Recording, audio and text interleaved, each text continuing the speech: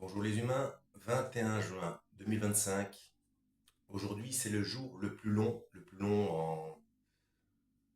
en ensoleillement pour l'hémisphère nord. Euh,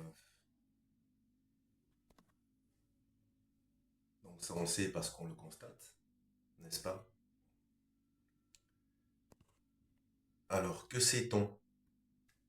Que sait-on parmi toutes les connaissances qu'on a depuis pas mal de temps aujourd'hui? On est en 2025. Des connaissances qu'on aurait perdues et retrouvées, puis des connaissances actées qu'on peut vérifier. Mais est-ce que ce qu'on sait est forcément faux si on ne se souvient pas de la source? Ce qu'on sait, on le sait, d'accord? Bienvenue sur ma chaîne, donc le 21 juin 2025, comme je l'ai dit. Si vous êtes nouveau, ne vous fiez surtout pas à une seule vidéo, allez voir mes playlists, je traite de tout un tas de sujets très différents. Alors pourquoi je parle de ce sujet? Tout simplement parce que il y a une catégorie de personnes qui fait fi du principe de précaution.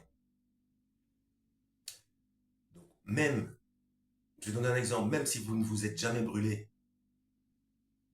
vous savez qu'il est dangereux de trop s'approcher du feu, même si vous n'avez jamais eu la sensation de brûlure. Donc il y a des choses qu'on sait, mais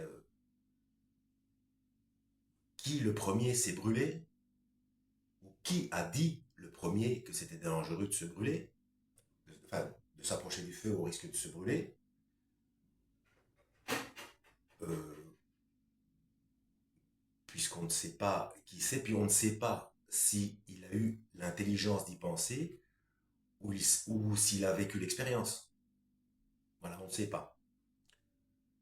On ne sait pas qui est le premier qui a découvert qu'on pouvait faire des récipients en verre en faisant brûler du sable. Comment a-t-il constaté qu'on pouvait arriver à ce phénomène en brûlant du sable, donc à obtenir du verre, peut-être en se promenant près d'un volcan ou en voyant les effets d'un incendie sur une plage, je ne sais pas. Bref, tout ça pour dire que ce n'est pas parce qu'on ne connaît pas ou qu'on ne se souvient pas d'une source que ce qu'on dit est faux. D'accord?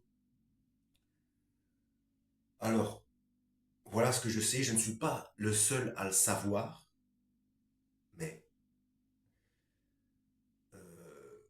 c'est comme ça. Donc, c'est une chose qui est sûre. On va parler du mur de Planck. Le mur de Planck, c'est l'extrême limite au-delà de laquelle on ne peut pas euh, aller pour se rapprocher du Big Bang. Voilà. Et beaucoup de gens disent, on ne sait pas. Eh bien si on sait. Au-delà du mur de Planck, il y a de l'information. Il y a la totalité de l'information existante. Est-ce qu'on peut dire dans l'univers? C'est un minimum, puisque c'est en dehors de l'univers. Et ça se trouve, ça se trouvait, ou ça se trouvera, puisqu'il n'y a plus de temps à ce moment-là, où il n'y avait pas encore de temps. Je ne sais pas comment l'expliquer, quel verbe utiliser, puisque c'est hors temps, hors espace et hors temps. Euh, donc l'endroit, entre guillemets, puisqu'il n'y avait pas d'espace. Certains scientifiques, dont j'ai oublié le nom, donc d'où la raison de cette vidéo, je ne sais plus les sources, mais ils appellent ça, entre guillemets, le temps imaginaire. Mais c'est la totalité de l'information dans ce temps imaginaire, entre guillemets. Donc on sait ce qu'il y a derrière le mur de Planck. Ensuite, nous avons la théorie des cordes, qui là, j'ai une fois de plus oublié les sources, mais c'est factuel. Ça s'est passé, j'ai eu cette information lors du premier confinement ou aux alentours, que ça ne marche pas. Ça ne marche pas. Donc ce système de multivers ne fonctionne pas, excepté avec un système vibratoire bien précis. Donc, s'il faut à nouveau un système vibratoire bien précis, même pour la théorie des cordes, pour que cela fonctionne, c'est que, obligatoirement, c'est encore une fois une chose qui a été calculée, donc décidée, puisque les vibrations, les différentes fréquences, doivent correspondre à certaines choses bien spécifiques afin de créer de la matière. J'ai oublié les sources, mais j'ai une vidéo qui peut peut-être imager cela, et cette vidéo s'appelle la manipulation du savoir. C'est une expérience qui a été faite, ça fait longtemps, hein. On voit c'est sur une toile en caoutchouc, je crois, et selon certaines vibrations, je crois que c'est une poussière quelconque, du sable, je pense, qu'on met sur cette toile, eh bien, ça s'agence de manière spécifique. Ça forme des formes géométriques. Et il y a même une fréquence qui reproduit exactement les dessins de l'écaille d'une carapace de tortue. Si je la retrouve, je la mettrai en description de cette vidéo. Alors, donc, comme c'est quelque chose qui est calculé, qui répond à une certaine réflexion, c'est une chose créée, puisque le hasard ne peut pas produire euh, des vibrations qui produisent obligatoirement quelque chose de précis. Alors, on parle de matérialistes, de cartésiens. Bon, la matière, la matière est là aussi, une fois de plus, j'ai oublié la source, mais c'est comme ça, c'est une chose qu'on sait. La matière n'existe pas vraiment en tant que telle. Et attendez, est-ce que c'est l'hypothèse de Riemann? Hypothèse de Riemann? Non, ça c'est la fonction zeta en mathématiques. Je ne sais plus, il y a autre chose. Mais je crois que j'en parle dans ma playlist Jésus l'enquête, je crois. Bref, il est faux. J'en parle, mais je l'ai lu ailleurs, hein. Je l'ai lu ailleurs dans de multiples traités de vulgarisation scientifique, hein. Mais les noms, j'ai des noms en tête, Riemann, Schrödinger, Einstein, bien entendu, puis d'autres, mais je ne sais plus mettre les noms sur les découvertes et les réflexions, je ne sais plus. Je suis désolé, moi c'est comme ça. Je n'ai pas de mémoire. Et quand je veux prendre des notes, ou bien j'ai la flemme de le faire, ou bien j'oublie de prendre des notes. Et quand j'ai pris des notes, j'oublie de vérifier mes notes. C'est comme ça. Voilà, je commence à avancer en âge. L'air de rien, j'ai quand même 55 ans. Et voilà, ma mémoire n'est plus ce qu'elle était. Donc voilà. Donc, ce sont des flashs qui me reviennent comme ça, de connaissances. Mais j'ai pas les sources. Voilà, c'est comme ça. Mais ça ne change rien à ce qui est. Donc, pour les sceptiques, faites vos recherches sur ce que je dis. Maintenant, avec Internet, c'est facile. Vous allez trouver ce genre de choses. Bon, le fait concernant la matière, le fait d'avoir séparé ça en ondes et en particules, donc les particules pour la matière et en ondes pour les vibrations, eh bien, c'est quelque part faux, entre guillemets. En fait, c'est à la fois vrai, à la fois faux. Encore une fois, ce concept du en même temps, dont je parle de temps en temps dans mes vidéos, c'est comme ça. Il y a des choses qui sont en même temps. Qu'on le veuille ou non, c'est en même temps. Et d'où certains scientifiques qui ont, quand ils se sont rendus compte de cette erreur qui n'en était pas vraiment une, ont décidé d'appeler ça une onduscule. Donc c'est à la fois une onde et une particule. Selon le fait, ça, quelque chose me revient, c'est selon le fait que c'est observé ou pas. Alors je ne sais pas si c'est quand c'est observé que ça devient une particule, et quand on ne l'observe pas, c'est une onde, mais ils se sont rendus compte que les deux états étaient vrais. Donc, ce qui veut dire que on vit dans un univers où obligatoirement les choses se sont passées, se passent et se passeront selon un système vibratoire bien précis et en corrélation avec le tout. Pourquoi? Parce que quand on regarde au niveau subatomique, il y a plus de vide que de matière. Si au niveau vibratoire, ce serait hasardeux, euh, on passerait à travers les objets. Et rien ne serait, rien ne serait cohérent, rien ne tiendrait ensemble. Les objets ne seraient pas, ne pourraient pas avoir, une, ne seraient pas stables. Vous voyez, tout se désagrégerait, irait dans tous les sens, etc. Ce qui apparemment va se passer lors du Big Crunch.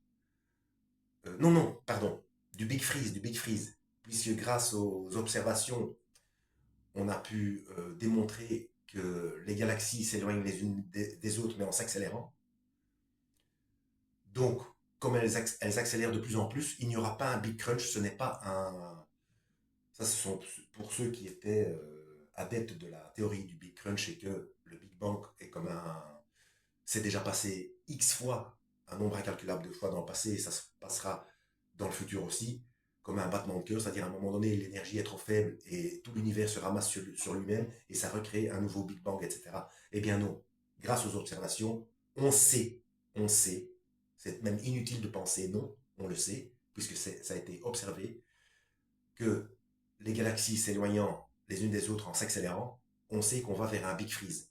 Et peut-être qu'à un moment donné, ça se passera au niveau même de la matière, c'est-à-dire que même au niveau subatomique, euh, les choses se désagrégeront parce que la force d'attraction ou gravité ne sera pas suffisamment forte. Ou alors il y a d'autres forces comme la matière noire, etc., ou l'énergie noire, et ou l'énergie noire, qui continueront à faire en sorte que les agrégats, certains agrégats de matière, galaxies, restent cohérents, donc restent compacts, suffisamment compacts que pour ne pas être désagrégés, mais le vide entre elles sera de plus en plus grand. Donc il y aura quand même une diminution dans l'univers, une diminution globale de la chaleur. On va vers le froid, vers le Big Freeze de toute manière. Alors, donc, et faire fi de tout ce qu'on sait, c'est faire fi du principe de précaution. Ce n'est pas prudent. Et faire fi du principe de précaution, c'est faire fi, c'est oui, c'est faire fi, c'est ne pas tenir compte, c'est rendre inepte l'instinct de survie quand il s'agit de vie éternelle. Alors, pourquoi je dis ça? Parce qu'avec toutes les enquêtes médicales qui ont été faites, notamment par le docteur Raymond Moody, docteur Charbonnier, etc., et alors, le réflexe, c'est de parler d'ésotérisme. Ésotérisme, mysticisme, etc. Bon, il y a des choses qui sont inventées, oui, mais ce sont surtout des mots fourre-tout pour, pour mettre un mot sur des choses qui dérangent ou qu'on ne comprend pas encore, qu'on n'a pas compris ou qu'on veut rejeter pour tourner en ridicule, etc. Donc, mais on peut appeler ça comme on veut, ça ne change rien sur l'état de fait. donc sur ce que je dis, ce qu'il y avait au-delà ou en deçà, comment le dire, je ne sais pas, du mur de Planck. C'est la totalité de l'information. Et une décision a été prise au niveau du système vibratoire. Donc, la théorie des cordes marcherait, oui, mais est toujours tributaire de ce système vibratoire qui est décisionnaire. Et on en revient au logos, on en revient à Jean dans la Bible, au chapitre 1 de Jean. C'est comme ça. C'est comme ça. Qu'on le veuille ou non. Donc on sait ce qu'il y a en deçà du mur de Planck. La totalité de l'information. Alors, j'ai pas la source. Désolé, j'ai pas la source. Mais avec Internet, on peut trouver. Alors, puisqu'il y a l'information nécessaire à créer, à déclencher le Big Bang, et que cette information a décidé d'une utilisation, enfin, même de création d'un système vibratoire bien précis, donc qui décide. Donc c'est quelque chose qui pense, donc si ça pense, c'est plutôt quelqu'un, et vu la somme de connaissances pour pouvoir calculer, pour pouvoir décider de tout ce qu'il y a à élaborer pour que la matière existe, et comment elle est agencée afin de produire la vie, et notamment une vie intelligente, à un moment donné ou à un autre, qui plus est, de produire des événements vérifiés en géopolitique et en moyens technologiques de paiement, donc des choses qui sont écrites dans la Bible, donc de faire écrire des gens, même si ce sont des humains, même si ce sont des accords qui ont été faits entre des humains pour créer des religions ou tout ce qu'on veut, c'est quand même ce qui est en train de se passer. C'est pas compliqué. Entre parenthèses, je rajoute que l'île de la Jatte, je ne savais pas, moi, que j'ai entendu dire qu'il y avait une île de la Jatte dans le 70. Je ne savais pas. Moi, je connais l'île de la Jatte. Je passe de temps en temps à vélo. Je sais très bien qu'il y a une île qui s'appelle l'île de la Jatte sur la Seine, en région parisienne, entre Courbevoie et Neuilly. C'est comme ça. Je n'y peux rien. Allez vérifier vous-même. Et il y a une pharmacie euh, où, après une procédure, vous pouvez payer avec la main. Donc, c'est biblique, c'est indiqué dans la Bible. Et c'est pareil avec le langage binaire informatique, inventé par Georges Laurer en 1973.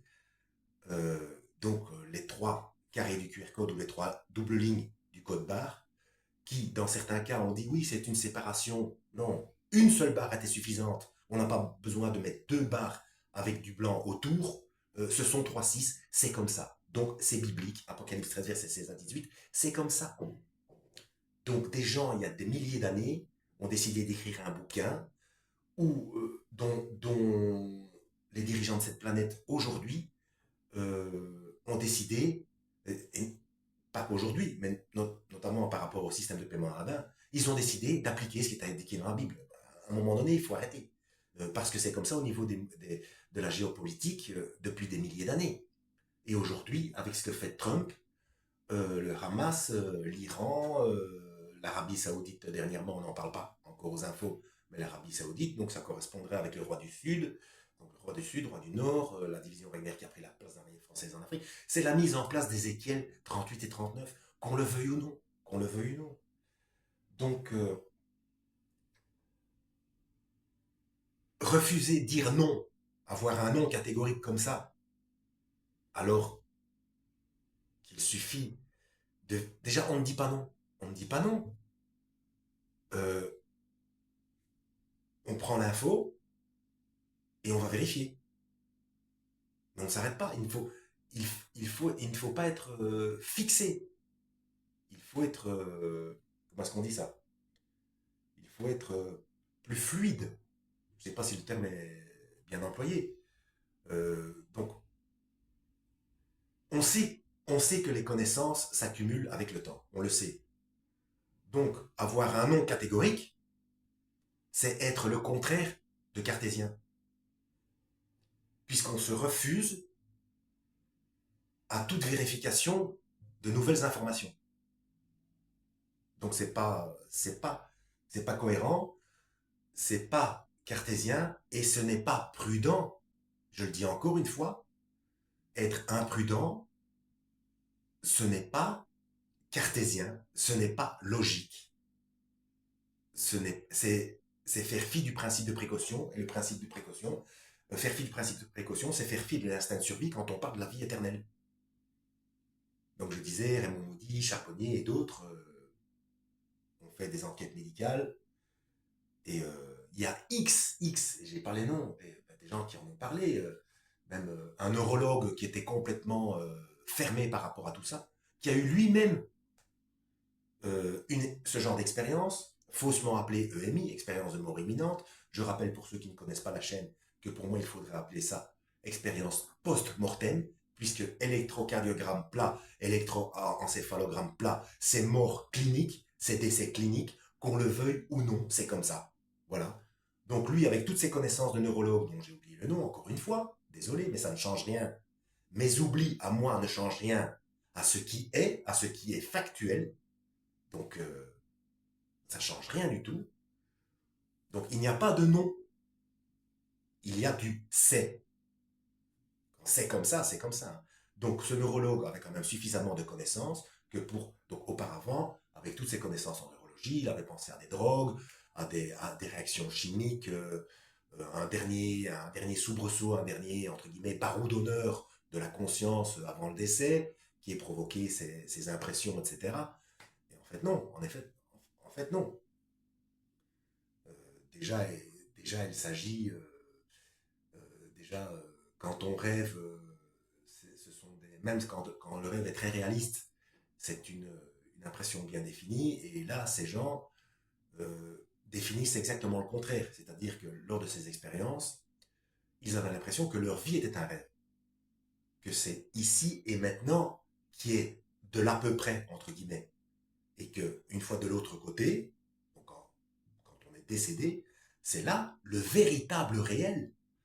Et ils reviennent avec des connaissances dont ils oublient, la plupart du temps, ils oublient tout, mais ils savaient qu'ils en savaient beaucoup plus, puisqu'il n'y a plus ce voile de matière, ou je ne sais pas comment est-ce qu'il faut appeler ça. Bon, que dire d'autre?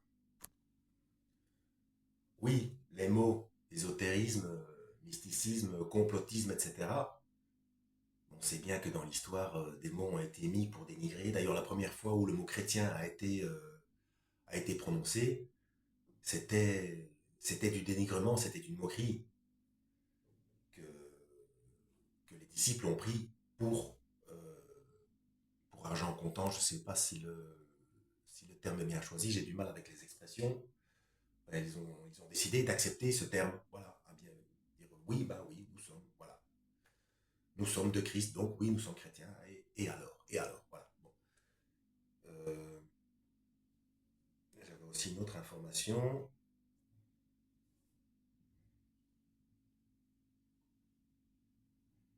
Euh, oui, ce n'est pas parce qu'une information est dite complotiste ou ésotérique ou mystique que cette information est fausse. Il faut aussi faire son introspection.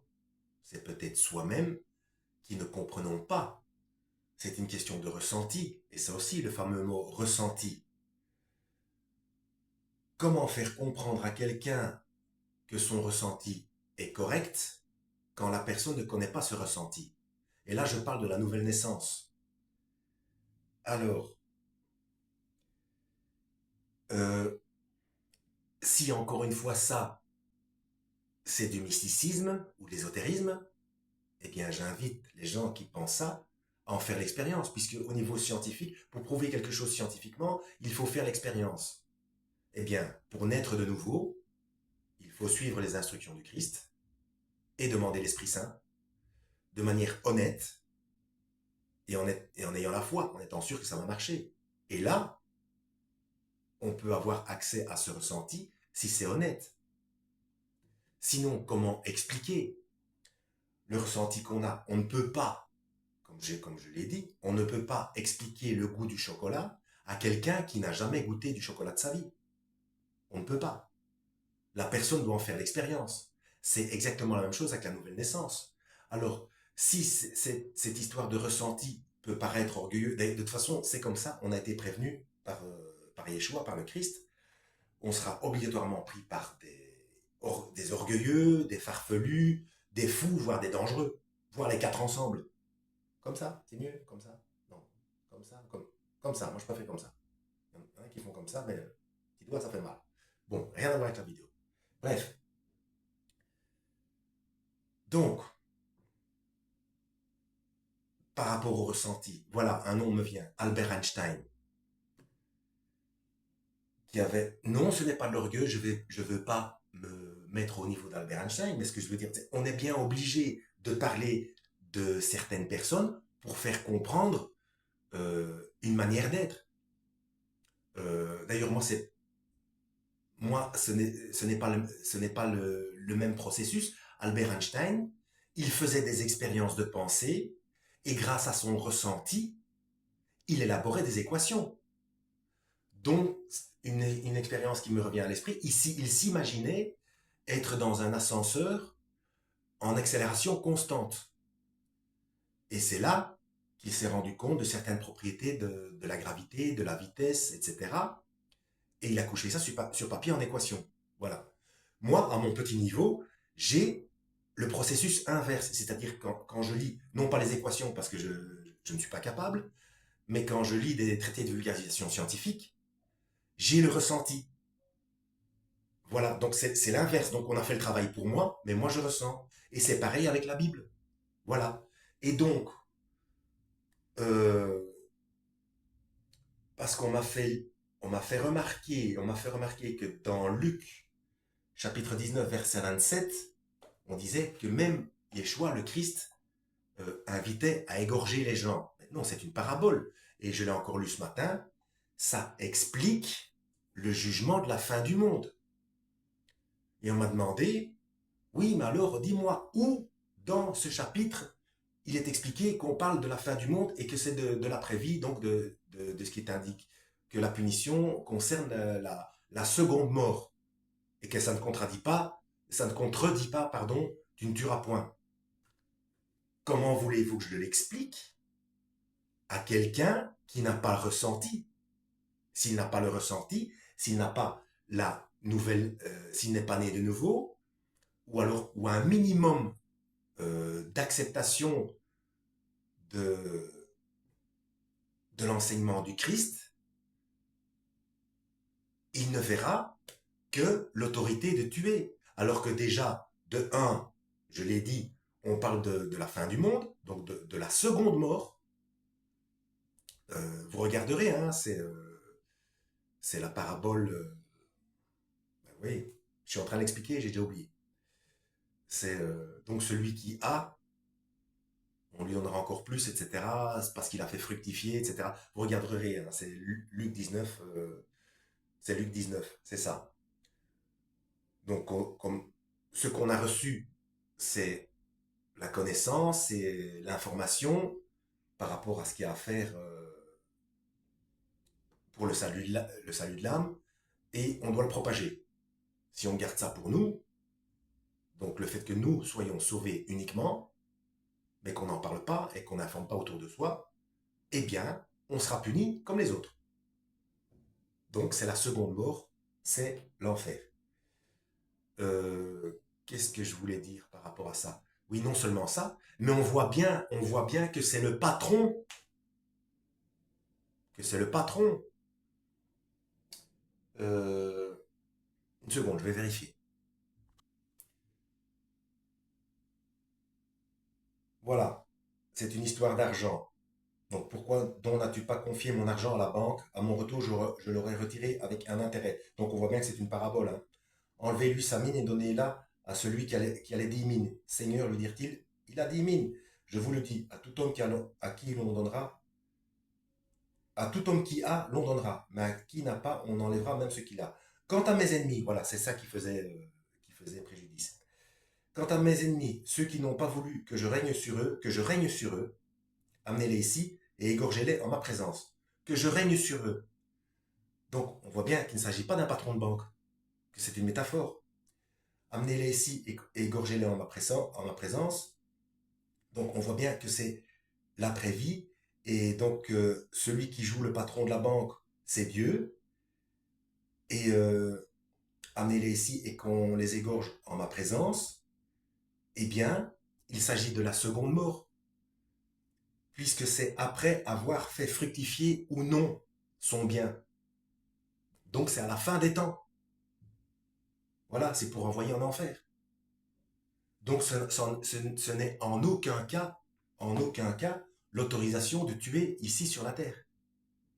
En aucun cas.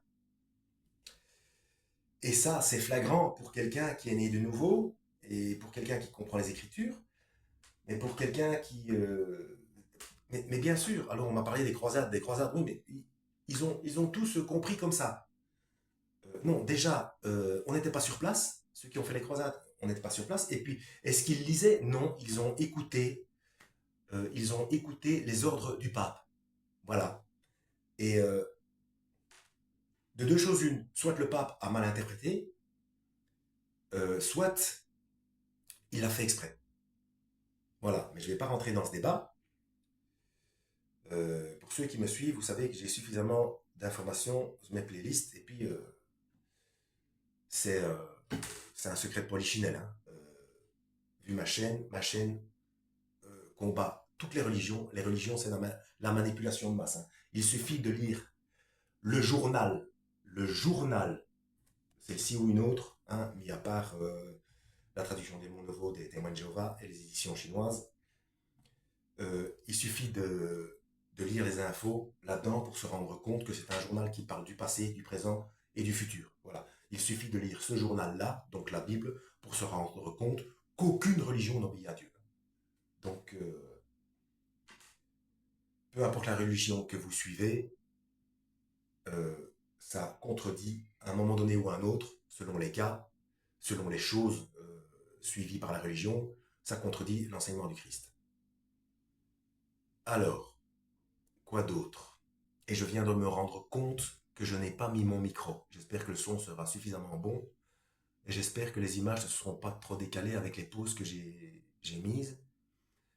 Il faut que je réfléchisse encore pour savoir si j'ai oublié quelque chose ou pas. Ça fait quand même déjà une demi-heure. Oui, ça y est, ça me revient. Le nombre de personnes, voilà, qui a le bon ressenti ou qui n'a pas le bon ressenti, qui ne comprend pas ce texte versus ceux qui le comprennent. Alors, ceux qui le comprennent, au niveau planétaire, nous sommes peu, très peu. Alors, quelqu'un qui se dit logique, entre guillemets, cartésien, va dire, donc vous devez bien vous rendre compte que vous avez tort si vous êtes si peu. Le problème est le suivant, l'information se trouve une fois de plus là-dedans. Le fait que nous soyons peu est une preuve supplémentaire que c'est notre ressenti qui est bon. Donc je le dis encore une fois, les grands savants comme Einstein ont élaboré des théories et des équations selon leur ressenti, qui ensuite se sont avérées vraies après vérification, après que des années plus tard, on ait pu élaborer les outils nécessaires à vérifier ces ressentis. Voilà, je dis encore une fois, moi c'est le processus inverse. J'ai le ressenti quand je lis, que ce soit dans les textes, ou ce qui ne veut pas dire que je suis infaillible.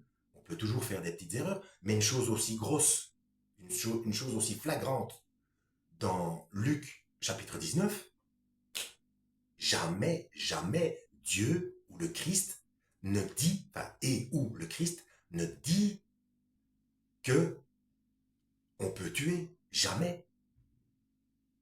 C'est flagrant, c'est flagrant. N'importe quel disciple de Christ ou brebis de Yeshua, appelez-les comme vous voulez. Je sais pas, moi, c'est... Quand je l'ai relu, j'ai même trouvé ça complètement... qu'est-ce que je pourrais dire? Ubuesque. Oui, ubuesque. Alors que très probablement, avant d'être né de nouveau, j'aurais j'aurais pensé aussi qu'il y avait l'autorisation de tuer. Vous voyez, ça m'aurait laissé perplexe. C'est quand on n'accepte pas, quand on ne comprend pas trop, on voit des choses qui sont contradictoires, alors que c'est métaphorique et ou que ça parle d'un moment bien précis et par une personne bien précise. Voilà. Donc, ne pas y croire avec toutes les informations qu'on a. J'ai parlé du mur de Planck, j'ai parlé de la géopolitique, j'ai parlé du système de paiement par la main. C'est pas prudent. C'est pas prudent. C'est donc dangereux. Donc, si ce n'est pas prudent avec les informations qu'on a, même si on pense qu'elles sont fausses et qu'on ne les vérifie pas, par principe de précaution, on en tient compte. Donc, ne pas être prudent, c'est être irrationnel. Enfin, pour moi, ça coule de source. Et quand je dis pour moi, je dis ça par humilité, alors que dans l'absolu, c'est comme ça. C'est comme ça, c'est carré. Il n'y a pas à conjecturer. Toute conjecture est inutile. Toute conjecture, peu importe les arguments, ne change rien à ce qui est. Je peux pas le dire, je peux pas le dire autrement. Hein. Je ne peux pas le dire autrement. Alors, pourquoi je dis ça? Parce que je voudrais d'abord dire que parfois, sur certains réseaux, j'ai un autre nom. Non pas que je veuille me cacher, mais c'est pour éviter d'écrire, vous avez vu mon nom, il fait 3 kilomètres, donc je ne mets que mes initiales. Voilà. Et il y a une vidéo, il faut regarder à partir de 2 minutes 44 sur la chaîne Un Irréductible athée. Cette vidéo date d'il y a 6 jours, nous sommes le, oh, j'ai oublié, 21 juin 2025, donc ça date du samedi d'avant. Et comment enfin, le pollen entre même dans les yeux maintenant. Et j'ai été déstabilisé parce que vous voyez, je dois mettre pause, etc. Pour ceux qui connaissent la chaîne, vous savez très bien que j'ai des trous de mémoire, que j'ai parfois du mal à m'exprimer. Donc bien sûr que je suis très facilement déstabilisable. Je ne sais pas si c'est un néologisme ou quoi. Mais ce n'est pas parce que quelqu'un est déstabilisable que ce qu'il dit est faux. Et encore moins est un menteur. Parce que, bon, ceux qui me connaissent vraiment, si vous leur dites que je suis un menteur, ils vont doucement rigoler. Mais bon, je ne peux pas en tenir rigueur, puisque bon, quand on ne sait pas à qui on s'adresse, et puis même quand on sait à qui on s'adresse, nous ne sommes pas télépathes. Donc on ne peut pas savoir ce qu'il y a dans la tête de l'un ou de l'autre. Donc on n'a jamais le fin fond du ressenti de l'autre. Voilà. Et d'ailleurs c'est une faculté, d'ailleurs, selon les témoignages, c'est une faculté qu'on a une fois qu'on est décédé, le parfait ressenti de l'autre, d'où impossibilité de mensonge. Voilà, tout simplement. Voilà, donc c'est à partir de 2h44 minutes. Je crois que j'ai tout dit. J'espère que l'on m'entendra, parce que je n'ai pas mis le micro, je l'ai oublié. J'ai oublié. Voilà, c'est dommage. Et j'ai pas envie de refaire la vidéo ou de renoter. Déjà par fainéantise, oui, désolé. Et puis je voudrais faire avancer ma chaîne sur d'autres choses. Et donc c'est pas prudent de penser comme ça. Et ça m'inquiète, ça m'inquiète. Voilà, parce que c'est comme ça. Certains parmi nous, ceux qui essayent de tenir compte de la directive d'Ézéchiel 33, on est conçu comme ça, on est pour s'inquiéter, on est conçu pour s'inquiéter. Voilà. Et non, ce n'est pas pour bien se faire voir, c'est un état de fait. Et je ne sais pas les autres, mais moi je m'en serais bien passé. Franchement, je m'en serais bien passé. Hein. Parce que se faire moquer, se faire dénigrer, se faire se faire tromper sur soi, enfin se faire, comment est-ce qu'on dit, le fait qu'on se trompe sur moi, C'est très blessant. Et, mais bon, mais je comprends, hein, je comprends. Quand on sait pas, je sais pas. Je sais pas comment l'expliquer. Bref, je m'en serais bien passé. C'est comme ça. J'ai pas le choix, c'est comme ça. Et puis voilà. Mais c'est pas prudent. C'est pas prudent. Donc j'espère que le son sera bon parce que non seulement voilà, j'ai la flemme de le faire, ou qu'est-ce que je voulais dire, et que même si je prends des notes, je vais certainement oublier la quasi-totalité de ce que je viens de déballer sur la vidéo. Bon, voilà. En espérant avoir été utile, lisez la Bible, comprenez-la s'il vous plaît. Demandez, si vous lisez la Bible, si vous connaissez la Bible, vous savez qu'à un moment donné, il est indiqué qu'on peut demander l'Esprit Saint. Il faut le demander, mais il faut y croire. Pour ceux qui pensent, parce que ce mode de pensée existe, hein. Oh, le pollen. Oui, c'est de l'autosuggestion. Mais si l'autosuggestion fonctionne, c'est bien que le système a été conçu comme ça. Donc, c'est une preuve supplémentaire que le hasard n'existe pas. Le hasard, c'est un mot qui a été inventé pour définir des choses qu'on ne comprend pas. Mais quand on regarde les choses au niveau quantique, non, le hasard ne fonctionne plus. Ça ne fonctionne plus. Voilà. Et j'ai oublié la source, mais j'ai mon ressenti, et je ne suis pas le seul à avoir ce ressenti, puisque le scientifique qui a expliqué cette impossibilité de hasard, il avait bien le ressenti aussi. Ou alors il y en a qui ont le ressenti à force de faire des équations, je ne sais pas, mais toujours est-il que ce sont des choses qu'on sait. C'est comme ça. Alors il ne faut pas dire qu'on ne sait pas si on sait. C'est pas parce qu'on n'a plus les sources ou quoi, on le sait. Et ne pas tenir compte, même ne pas tenir compte de ces possibilités, c'est dangereux, c'est pas prudent. Parce que si après la mort il n'y a rien, pas de souci. Même le croyant ne s'en rend pas compte puisque c'est comme quand on dort. Donc il n'y a pas de souci. Mais s'il y a quelque chose, l'athée a forcément perdu. Et il n'y a pas à demander, oui, mais qui sait que c'est le bon Dieu et sa religion, etc. Mais non, non. Il faut comprendre l'enseignement du Christ. Et pour comprendre que même au fin fond de la brousse, au fin fond de l'Amazonie, des gens qui n'ont pas été, euh, qui n'ont pas eu connaissance du sacrifice du Christ, etc., ou de même l'existence de Dieu, quand on sait comprendre tous les cas de figure sont dedans. Bref. Et non, je vais pas le, c'est à chaque, parce que même si j'apporte les versets, on va me dire, non, mais ça veut pas dire ça, etc.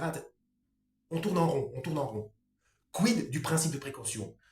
Quant au, j'ai rajouté un truc. Ah ben, c'est une chance que je ne fume pas.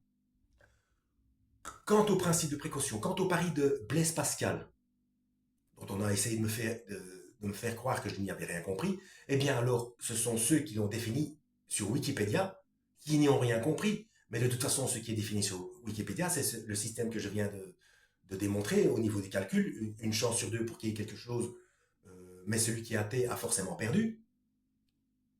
Puisque s'il y a quelque chose avec un Dieu derrière, eh bien, il devra en rendre compte. Donc ce calcul-là, mathématique, de prudence, eh bien c'est un état de fait. Et il ne faut pas me faire dire, il ne faut pas me faire accepter que ça ne vient pas de Blaise Pascal, puisque sinon ça voudrait dire que c'est moi qui ai pensé en premier. Mais ça ferait de moi un orgueilleux. Ça colle pas non plus. Ça colle pas non plus. Voilà, bon, en espérant avoir été utile, 3 quarts d'heure, dis donc. Oh, j'espère que le son sera bon, ou pas trop mauvais. Lisez la Bible et que Yahweh vous guide.